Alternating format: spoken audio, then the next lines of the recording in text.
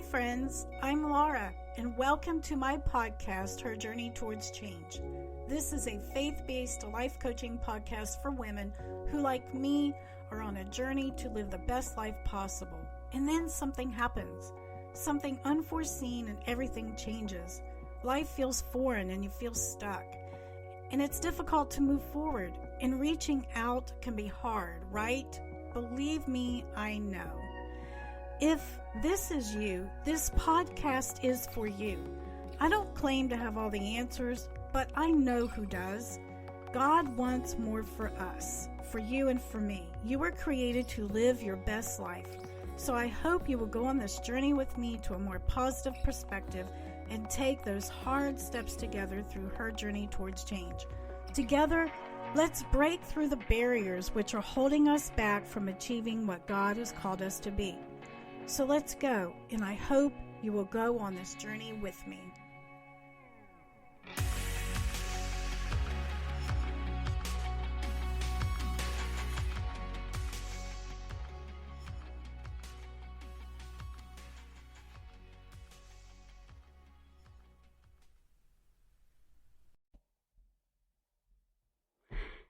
Hey everybody, welcome back to the podcast. I am Laura, your host, and you are listening to Her Journey Towards Change, which is a podcast where our vision is to empower and encourage women to move forward while realizing their unique strengths and God-given talents to align with the biblical perspective and direction of what God wants for her.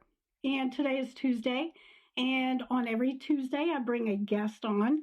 And we talk on the episode called Tuesday's Talk. And my guest today is Anna Kettle. And I'll just go ahead and read her bio. Anna is a Christian writer, blogger, and award-winning marketing professional. Her first book, Sand Between Your Toes, Inspirations for a Slower, Simpler, and More Soulful Life, is out now. Actually, it just came out last week. Her beautifully presented book is an inspiring collection of daily devotionals, hope-filled prayers, and practical tips and ideas that will encourage readers to slow down. And who doesn't need to slow down? Simplify and find God's peace each day amid life's many complications. Anna is a coffee lover, bookworm, keen foodie, gatherer of people, and a big believer in the healing power of words, which doesn't surprise me. She is married to her husband, Andy, and mom to their little boy, Ben. They live in the beautiful waterfront city of Liverpool, England, and you can find Anna regularly blogging at annakettle.com or on Facebook and Instagram at Anna Kettle Writes. So I'm just going to go ahead and bring her on. Let's see if I can bring her on right now.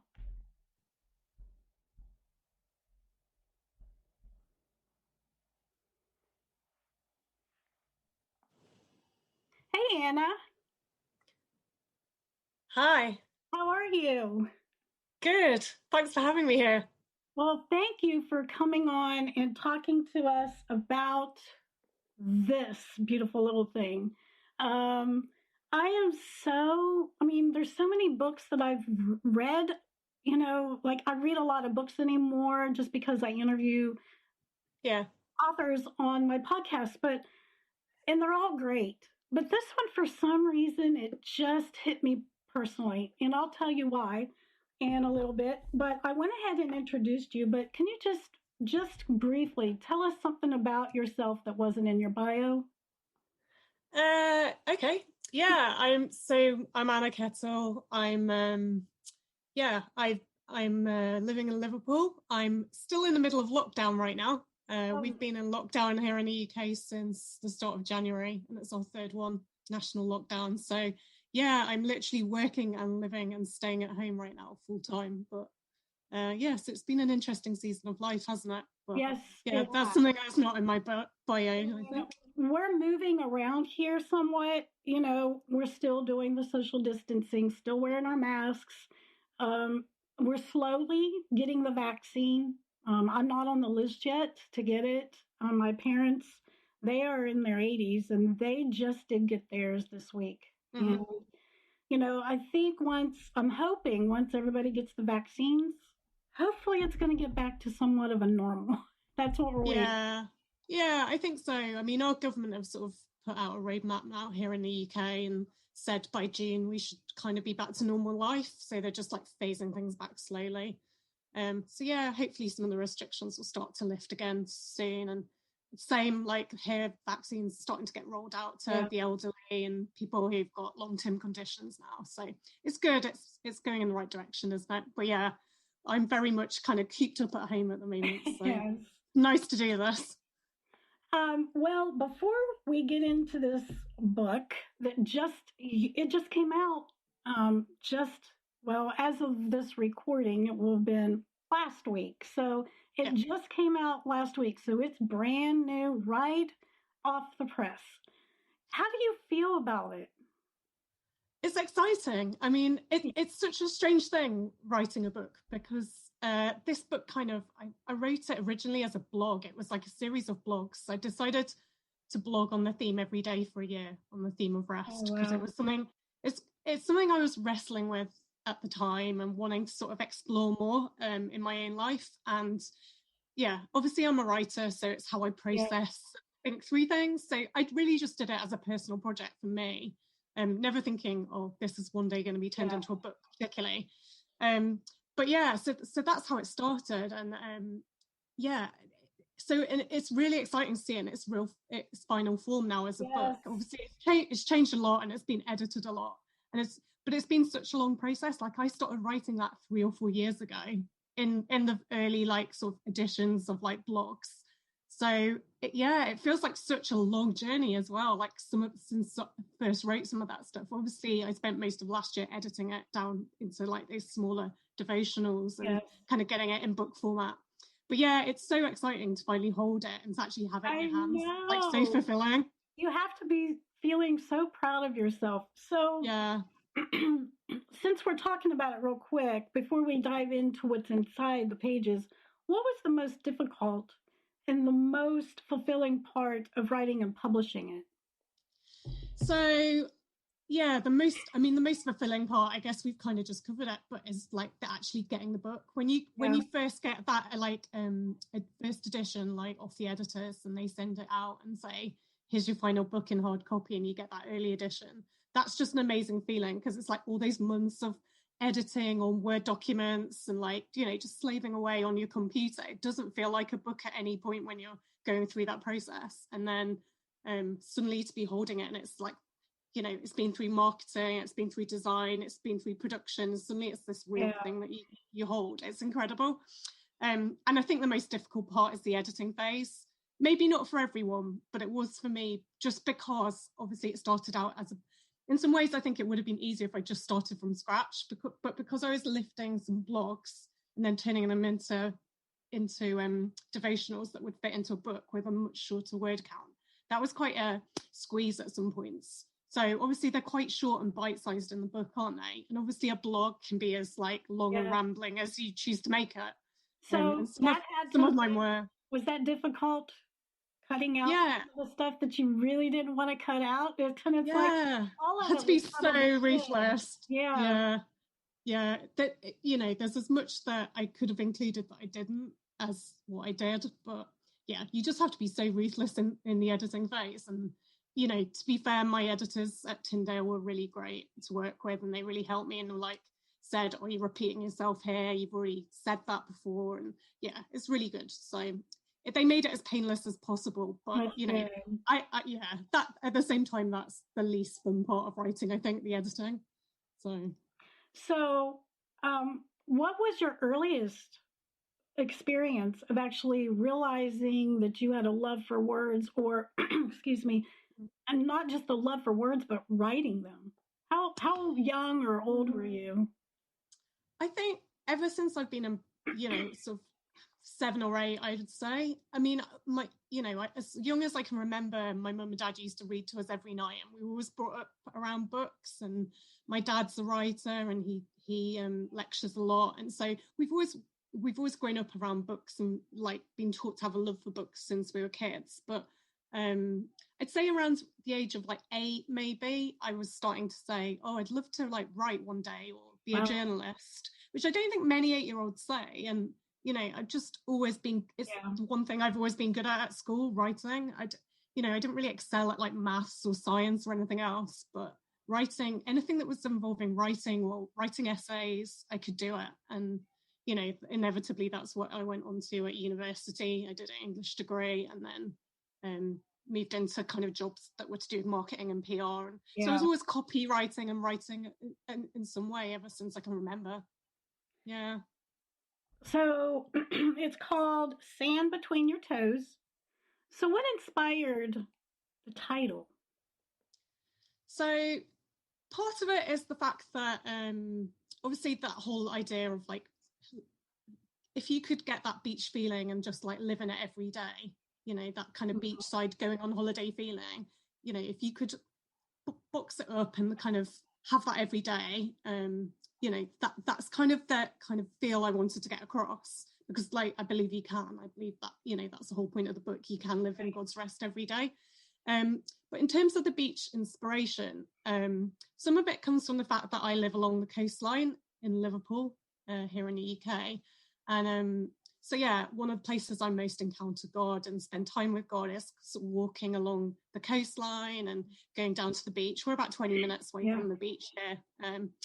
Yeah, and then also it's interesting that the book itself was kind of birthed in the beach. So it's funny to say, but when I was kind of in dialogue with Tyndale about producing it, I was down in Florida Keys on holiday with my family on like an extended vacation. Oh, wow. And that's when I was to and froing emails, and it's when we agreed the book while I was down in Florida Keys. So it feels like it really was like it came to life when I was at the beach. And, there's no more beautiful pictures than there.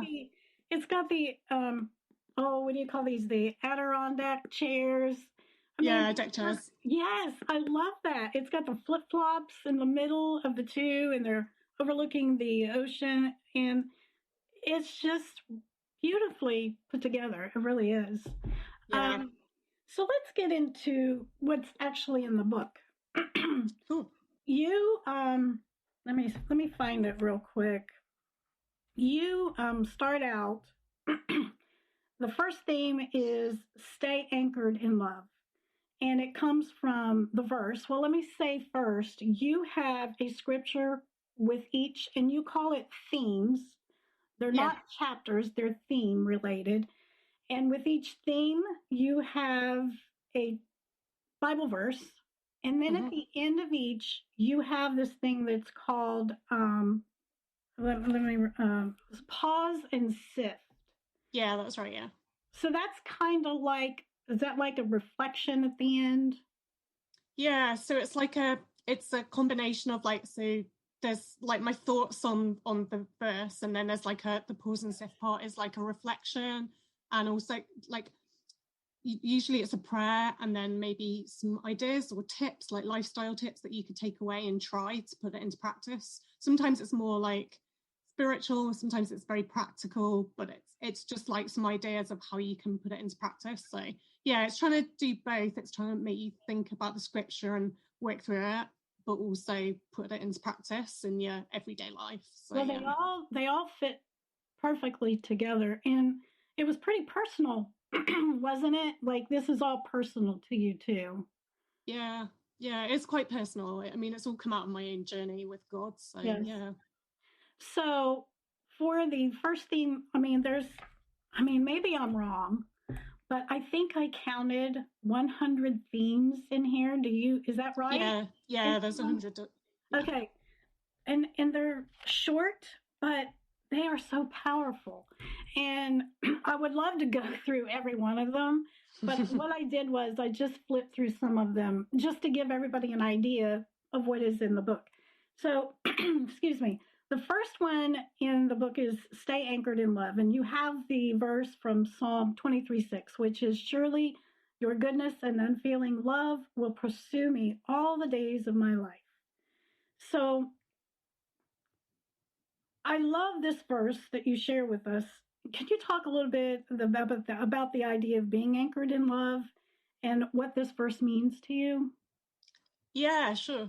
I kind of chose to put it as the very first one at the beginning of the book because I think it's kind of the best place to start from. Like, it's Mhm. easy to just talk about rest and how you rest, but actually learning to rest has to come out from a place of being secure in God, of like being able to rest in him. You have to know that you can trust him and that he loves you. And I just felt like it was a good place to start because actually that's the sort of foundation to everything. Mhm. Knowing that you're sort of anchored in God's love. And I think right now our world is so crazy, isn't it? I mean, we've just had elections, and so there's political unrest and there's social unrest. You know, there's a pandemic going on, there's technological change, and it just feels like we need to be anchored, and we need to be anchored in him. So that's what that devotional is about. But I love the fact that in the NLT version, the New Living Translation, it says that his love will pursue you, rather than I think the more traditional translation is his goodness and love follows you, or goodness and mercy follows you. But like I love that phrase pursue because it's so proactive and intentional. It's like the It's way a man would pursue a woman, you know, yeah, it's really like God's passionate love. And I just love that translation a as well. stronger word. Pursue is Yeah, a yeah, stronger word. Yes. yeah. So yeah, I just wanted that to be the foundations of the whole book, to sort of look at like we need to be, yeah, like really anchored in God's love and to know that we're first loved and that we can rest in him. Yeah. Well, I just recently had Rachel Raines on, and she was talking about her Love Challenge campaign that she's been doing ever since Mm, 2013. And she explained, with the world as it is hard to love the unlovely. And mm, being um, more connected with God helps us to be able to do that. So yeah. I love this whole theme of that. And I also have to say, that one of the reasons this is so personal to me is because I just finished doing in February a 28-day challenge on self care in my private Facebook group that I have. And Mm-hmm. you have hit every one of these that I've actually talked about in that self care challenge. It just, every single one of these was just like, wow, we just talked about this. And wow, this sounds so familiar. And yes, I resonate with It's so this. great. It is. Um, so let me go to, you have a theme that says say no. It just says Mm-hmm. say no. And you say that saying no is the single most important spiritual thing that we can do. Can you expand on that? Yeah, yeah. So basically, I was saying like it's one of the most spiritual things we can do when it comes to resting, because choosing to rest in God, because so often I think we just say yes to everything, and I think we can be particularly bad at this as Christians Mhm. because quite often yes seems like more spiritual, like, oh, we should serve others more, we should serve God more, we should say yes to Yes. everything. They sort of translate that way sometimes, and I think I kind of talk about how um yeah, it's not necessarily the most spiritual thing to always say yes. So of course we want to serve well, and we want to serve others well, and we want to serve God well. But actually, when we kind of pursue things that we end up, quite often what happens, or at least for me, is that I end up taking on things that I don't really want to do. So Mhm. I'll end up, and sometimes that comes from a place of people pleasing or like fear of missing out, like, oh, if I don't say yes, I might miss something good, or Right. even just because there's a need and I can see there's a need that needs to be filled, and I think, well, if I don't do it, who will? And although those are all fair enough reasons to do some stuff, if God's not really calling you to do something in that season, then it's not right to say yes. So this devotional is all about that, and really how it's not selfish to say no. And actually sometimes it's necessary, because if we're taking on too much and overstretching ourselves and spreading ourselves too thinly because we've said yes to too many things all at the same time, then we just end up doing everything poorly, don't we? And actually that's not honoring to God or to anyone else. Mhm. And we can't give out of what we don't have. It's a bit like the True. Martha and Mary thing, isn't it? That Yes. Jesus says Mary chose the better way, and she actually chose to sit at his feet rather than Mhm. do all the things and serve and serve and serve. And I just think we can get into that mentality a lot as Christians, but actually so often it's about doing the right things that God's calling us to, and being really clear on what those things are rather than trying to just do everything or saying yes to everything that comes our way. So that's really what that's about. Why is it that you think, especially women, like we seem to feel like we have to do it all? Why is that you think that we have to do that? I don't know. I think we're good multitaskers, aren't we? We're like better at doing more stuff than men. We're not good at saying no. No, but we don't do ourselves favors because we end up taking on so much and then feeling so stressed or grumpy or not giving the best of ourselves to anything. Or certainly that's what I was finding. I'd end up taking on too many things, too many commitments. And then we get burnt out. Yeah, and you totally get burnt out. Exactly. Yeah. So you also, one of the themes is called Maybe Now Moments. And you ask the question, what is the one thing you want to happen right now? What is the Maybe Now Moments? Can you explain what this is? Yeah, so Maybe Now Moments were basically trying to summarize how like a lot of my thinking really at the time, which wasn't particularly helpful. So a maybe now moment is when you sort of think, oh, at some point in the future, I'll get, like for me, it was like, I'll get married one day and then I'll be happy, or I'll get a better job with more pay and then I'll be really satisfied in my career. Or if I just hit this figure in my bank account, then I'll be like satisfied and I'll also be, not worried about my finances anymore. Or if when I have children, then my family will be complete. And there was always, so when I talk about maybe now moments, it's like, oh, maybe now I've got this, I'll feel like it's the icing on the cake and my life will be finished, or not finished, but like completed. I'll be whole, I'll be satisfied. And it's just that devotional is like how so many of us can get into that. And I think the point is that if we can't be happy now in our here and now, then we probably won't be happy then when we get those things either, because it's less about what we have and more about who we are, that, where our happiness and our joy comes from. And I think this world that we live in, it kind of trains us to think like that. Like you're always on this ladder to get somewhere, aren't you, in this world? It's, you finish uni, you get your first job, you get your second job, you get pay rise, you buy a house, you do and they have there's this very clear path that your life is supposed to take, and we can get really sucked into that as Christians too. And the bigger car, the better house, and we're always trying to like self-improve. And I don't necessarily think that the life that God has for us and the best quality of life is always about self-enhancement and continual, self-enhancement in terms of lifestyle enhancement. It's about internal spiritual life. Inward. It's much more inward. You said, I had to write it down because I think it's so good. You said, hoping for good things isn't bad, as long as they don't become greater than our desire for the one who gives them. And that is such a powerful thought. I love that thought. Yeah, it's so true. And I think, also if we're always living like that, where we're always looking for the next gift or the next thing or the next blessing, then we can become so focused on that when we don't appreciate or enjoy the gifts that we have here now today. So I feel like that can really steal our joy, and it can take away from the gifts God has for us here and now, and it can minimize those. So it's a lot to do with like being more present and that kind of stuff as well.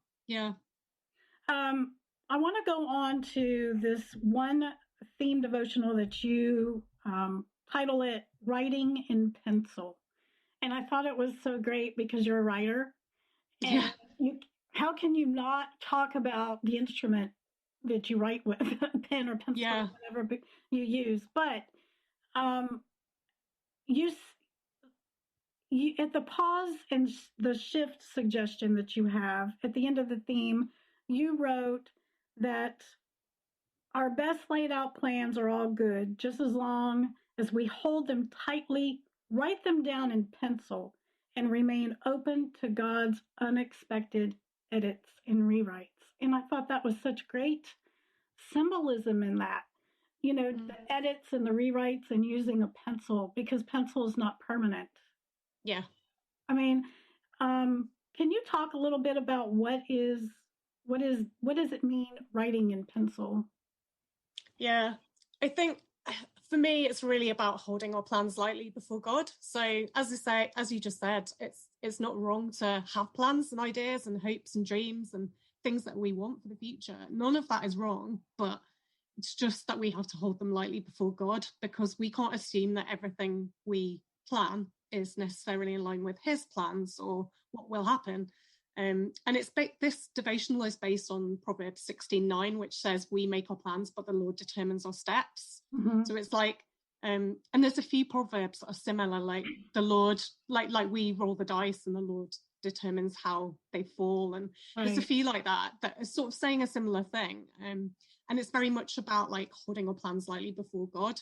So, for me, for example, the last few years, the personal journey I've been on is around my family. So I had one little boy 6 years ago. He's just turned 6, my little boy, Ben. And then we planned to have another little child 2 years later. And we got pregnant straight away. And then we miscarried.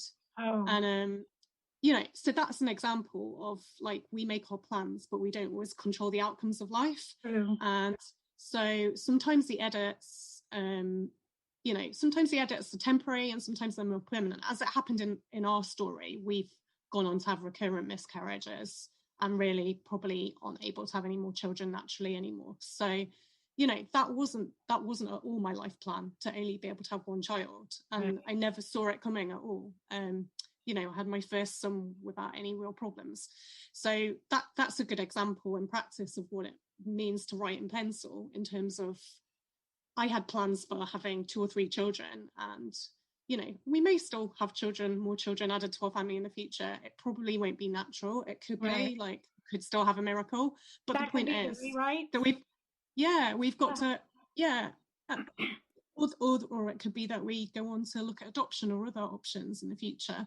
But that's writing in pencil. Like, it's, there's nothing wrong with having that in mind, but things don't always work out the exact timing or exact way, or fall into place exactly as we expect or imagine. And it's just again, it comes back to that trusting God, trusting that God is in control, and that He, not that bad things, I would never say that bad things come from God, but that God is able to rewrite everything. And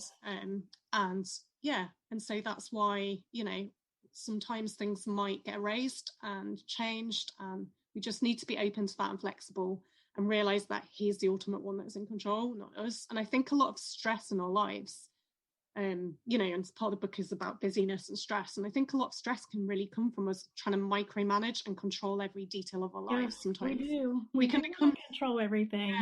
We can become such control freaks. And actually, this is one example in my life where I've really had to learn that I'm not in control, and I've had to learn to be okay with that. And so, I just think, when we learn to let go of that tight control we want, of holding everything and having everything just as we want it, I think there's a lot of freedom and release in that, and a lot more peace. So, yeah.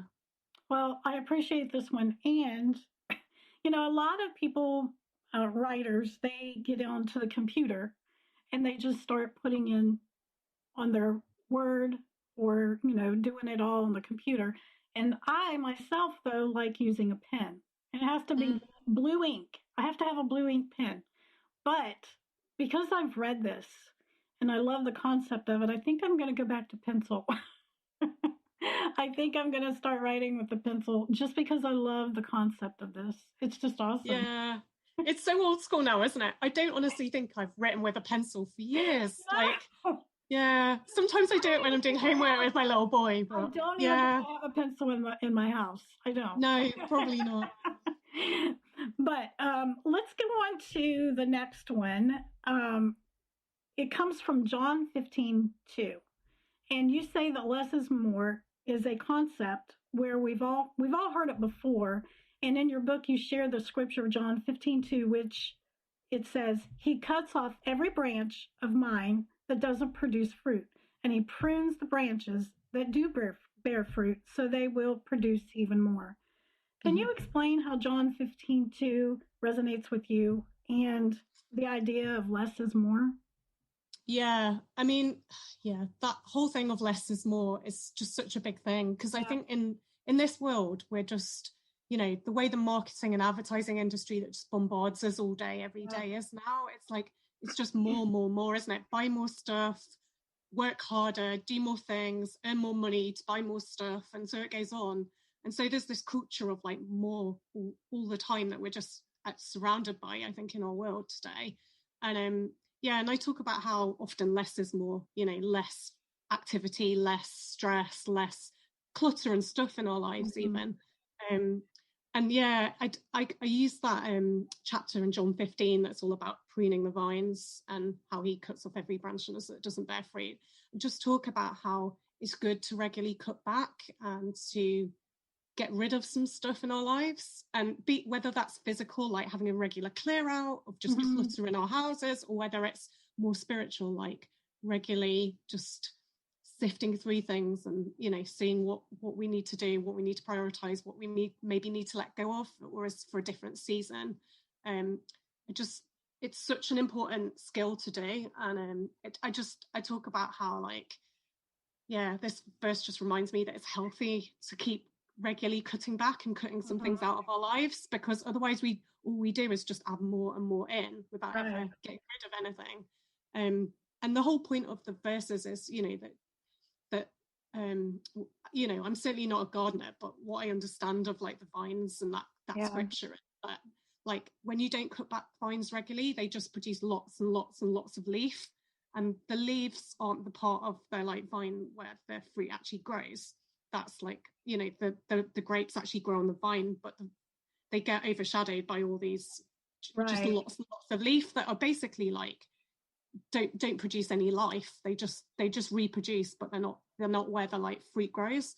And so it's that idea of like regularly cutting back, and even though it can be painful, like just cutting back those things that are in our lives that no longer bear fruit or bring us life is really healthy, and that we should do that regularly and seasonally, just kind of sense check and also make sure that we are getting fullness of life. It's hard letting go, isn't it? Yeah, for sure. It doesn't matter if it's something physical, or it doesn't matter what it is. I think as humans, we have a hard time letting go.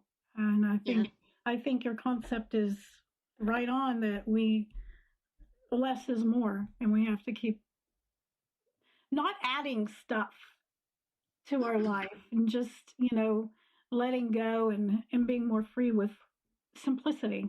I think that is a great thought. You also have a theme that's called Embrace the Journey. And of course, this podcast is called Her Journey Towards Change. And it seems like a lot of writers and bloggers talk about their journey. And you talk about how we can get stuck in our journey, and you suggest to embrace it. Can you share your thoughts on this? Yeah, I think quite often we're so impatient in our culture, aren't we? We like expect everything 24/7, 365. We have instant access to most stuff today, with our sort of technological world. Everything's like instant. You order for something online on Amazon and it can come later that day. And so it's really hard for us, I think, as like modern people, when God doesn't always work that way. Like his timescales, I mean, he's outside of time, isn't he? But his timescales often just seem quite frustratingly slow to us. So we might pray for something and ask God for something again and again, and the answers come much slower. And so we can feel a little bit stuck, like, I'm here, I want to get to there, and it's taking so long, God, and why is it taking so long? And we can get really frustrated by that. And so I kind of look at the Exodus story of the Israelites in the desert, and how they journey for 40 years with God in the desert, and he deals with them, and he deals with their heart, and he deals with their attitudes and their relationship with him, and he teaches them stuff out there. But actually, in terms of the distance that they traveled, apparently most theologians say you could have done that in 11 days, the actual journey length. 40 years for an 11-day journey. So it's right at this, quite early on in the Bible, is such a great example of how God is less interested in like the destination and how quickly we get to the destination, and how much he's interested in a journey and how we journey with him. And so that's what it's really all about. Like, God's not ever really in a hurry when you look at the Bible to get us to the end point. And actually, he's far more interested in who we're becoming and in our characters and how we're growing with him and how we're learning sort of as we journey. And actually, quite often you find that even when you get to the destination, it's not the final destination, it's just another stopping point in the journey anyway. And that's, even when they got to the promised land, that wasn't the end of the story for Israel either, was it? And and so I talk about that and just how God doesn't want us to settle really at all. He wants us to keep journeying with him. So kind of the destination and our sort of like get to the end point mentality, which is so modern, it's such modern thinking, but that's not really the point, and it doesn't seem to be the point in scripture. And so that's what's that's about. A lot of times I find myself praying for things and I'm praying for the wrong thing. And a lot of times, I'm thinking, why am I not getting an answer? And I know that our time, God's time, is not our time, but way down the road I realized, wow, I was praying for the wrong thing. This is the reason that I didn't get what I wanted, because God had something better for me. Yeah. So I love that theme that you have in there. I want to get to the end, and we've missed so much in this book. I tell you, people are going to have to buy it to get the rest of it. Right. I mean, it is packed full of wisdom. And the prayers in here are just awesome. And the pause and sift every tip that you have in here. I am overwhelmed with how small it is, but how much it actually says. That's so nice. Thank you. Book.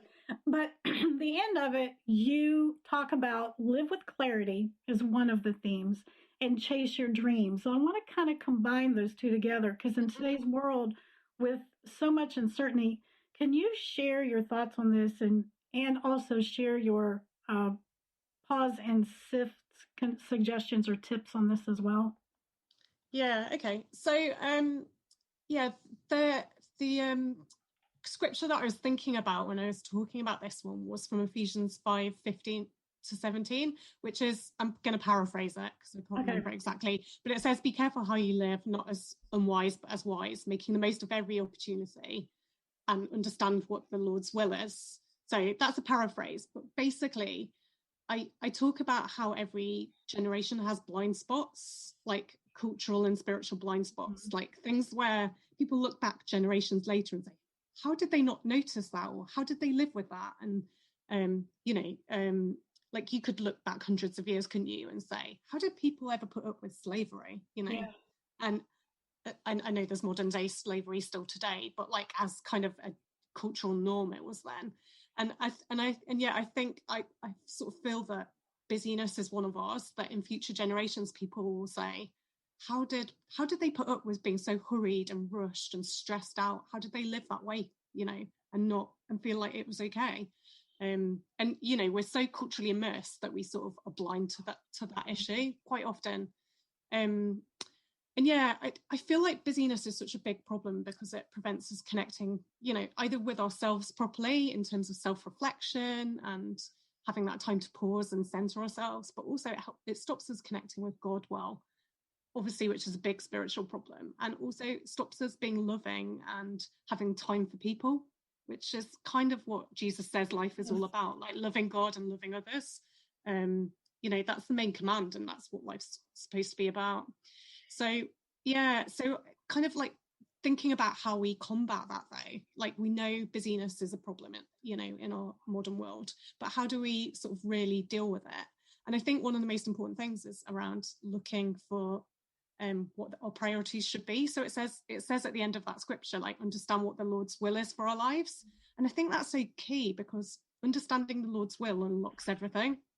So then we can align our time and our priorities around that and around what he's calling us to do.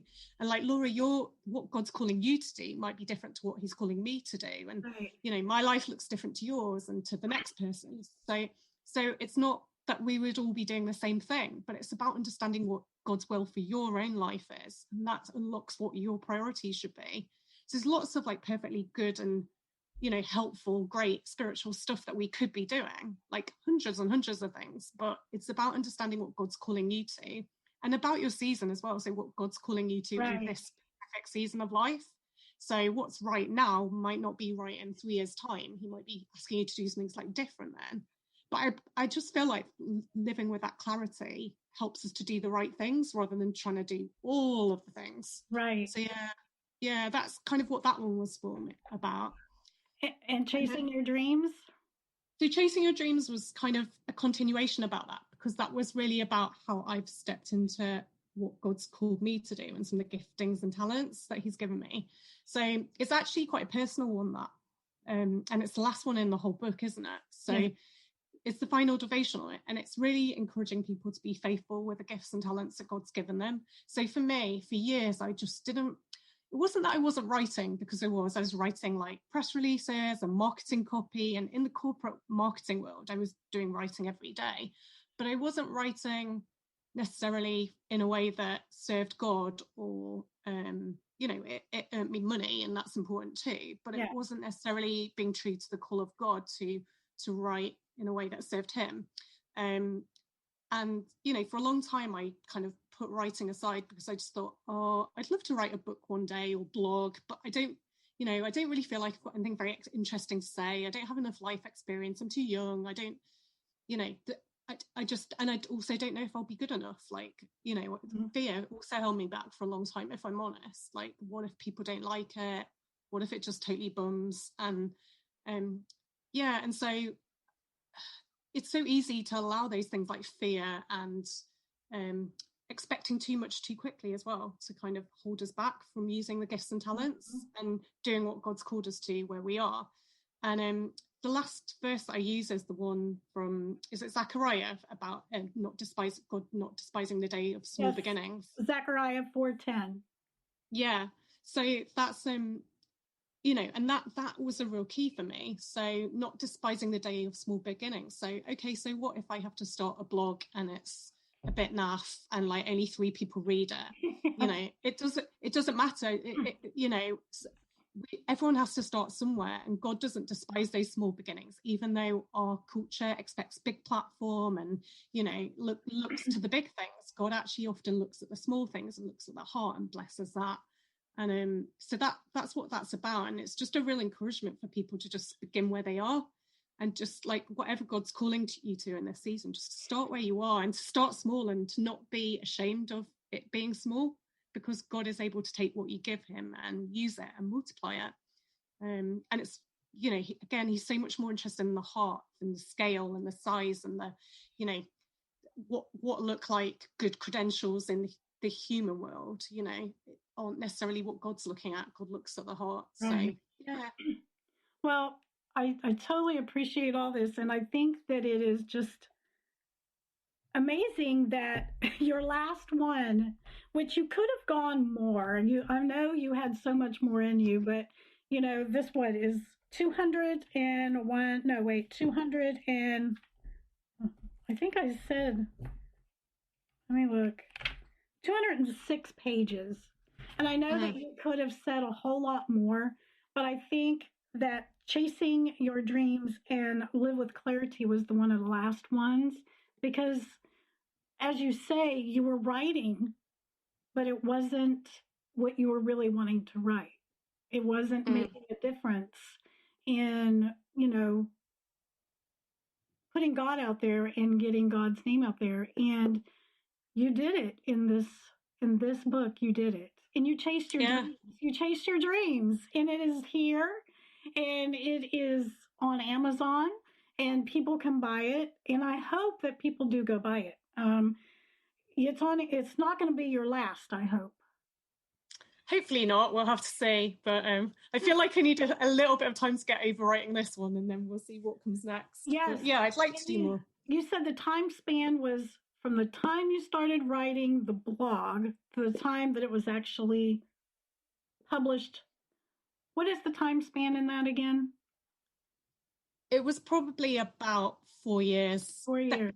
It was 22 months between getting the contract from Tyndale and the book actually being released last week. So yeah, no one said publishing is a quick, easy thing, but it's very rewarding. So I feel really lucky and really blessed, and well, I'm so really glad happy to have it out. I'm glad that you stuck it out and you saw it through because it's blessed me and I appreciate that. Thank you so I'm much. so pleased to hear that. It's Yes, so great to hear. and I know I read in the beginning, we can find you on Instagram and Yeah. Facebook, and your website is what now? Can you repeat all that for me? Yeah, so I'm on Instagram, Pinterest, and Facebook as Anna Okay, Kettle Writes. So they're all the same handle and everything, so it's nice and easy to find me. But really, if you want to find out more about the book, it's probably best to just go to the website, which is annakettle.com. So nice and easy, and all my other feeds for social feeds and things like that are on there too. sounds You can great. find out more about the book there, and also download some sample pages for free if you want to try it out. Sounds great. And you are also giving away one of these beautiful books to a random lucky winner. So Yeah, all they have to do is just watch this video and, comment or like it, and then their name's going to show up and that'll put them in the drawing. And I'm hoping that, I wish I could give many more away, but I know you can only do one. And I appreciate you doing that. But again, I will probably be giving one away myself because I just love it that much. So it's brilliant. thank you Yeah, so I much. hope it blesses someone. So yeah. So, well, I thank you for coming on today and taking time out of your schedule to be able to share this with us. And maybe you can get some rest now and actually go to the beach, have this in your hand in the setting that's on here, and actually read your own book and rejoice and enjoy it, and just celebrate it. Yeah, thank you. I look forward to it. Well, I will hopefully you'll come back next time, whatever the project you might be working on next time. I would love for you to come back. Yeah, I'd love to. Thank you so much for having me on today, Laura. It's been lovely Well, chatting to you. you Thank you. too. Thanks. Talk to you later. See you soon. Bye bye.